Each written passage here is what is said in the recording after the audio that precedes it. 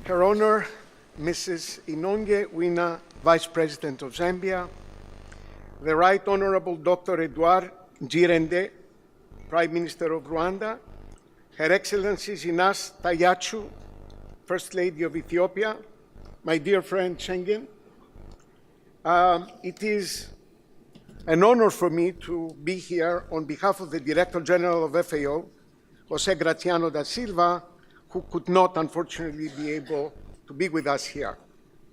I would like also, right from the start, to thank the teams of IFPRI and FAO that brought us all together in what it promises to be a very exciting conference. The theme of the conference, Accelerating the End of Hunger and Malnutrition, is very appropriate for several reasons.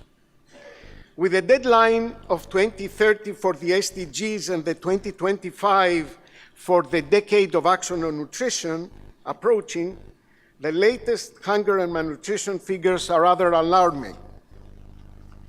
The number of hungry people increased for 3 years in a row. We are back to where we were about 10 years ago. Today, 821 million people are undernourished. Many millions of children worldwide are also not growing well. 151 million children under 5 years of age are stunted.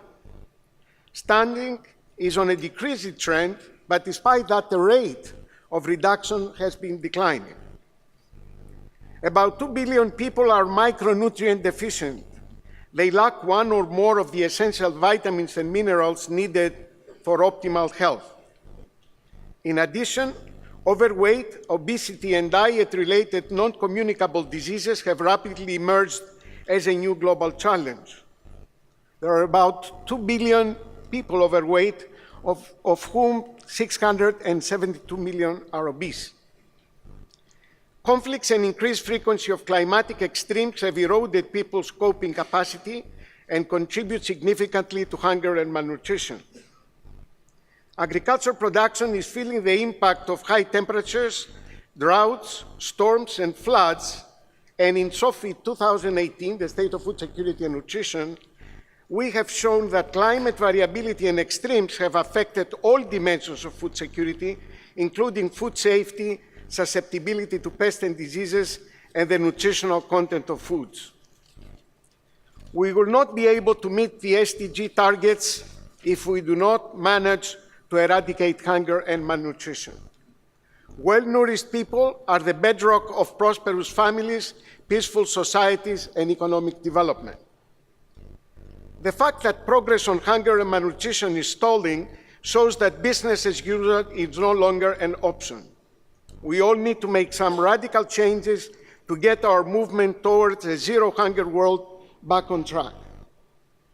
It is urgent that we refocus our resources and efforts on policies, actions, and innovative solutions that are proven to work and that produce lasting impact. And we need to accelerate the pace at which we take our actions at scale. This is the purpose of this event. Share our knowledge about what works and discuss what we need to do differently to speed up the pace of implementation.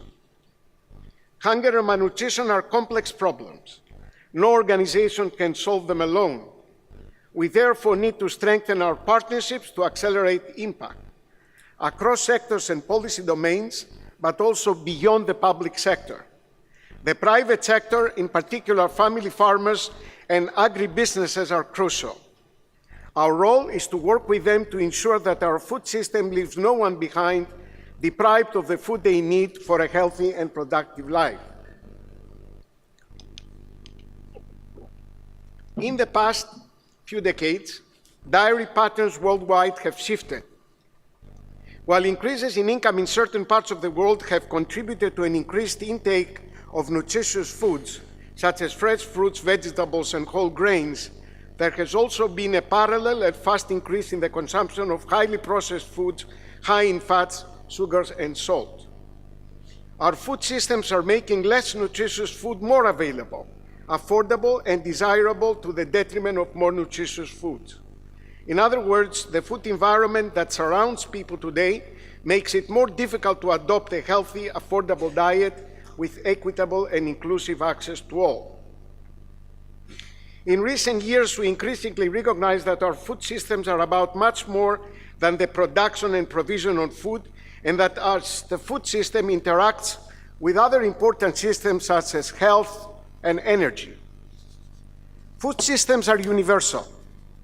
Everyone must eat, and so they connect people everywhere in complex economic, social, and environmental ways.